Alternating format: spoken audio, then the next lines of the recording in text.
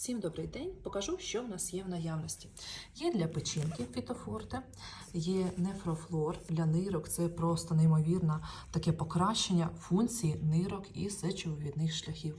Для жінок, для імунітету, імунофлор, зверніть увагу, це також підвищує імунітет і допомагає йому бути міцним. Хондрофлор для спини, для суглобів ось є.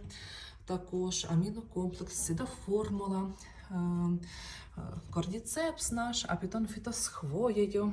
Так, їдемо далі. Мінералс Про, всі вітаміни, вітамін Д, вітамін С.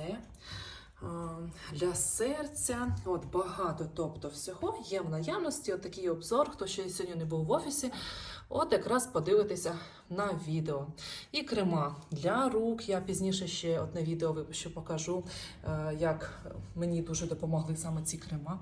Гель 39 екстрактів, наш регенеруючий, сиропи від застуди, від кашлю, стомафлор, це чудова допомога, ротові порожнення, спрей для носа, для горла.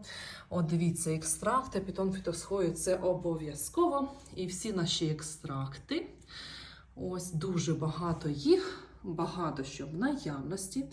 Тому рекомендую користуйтесь натуральною продукцією, покращити своє здоров'я, будьте гарними, класними, сильними.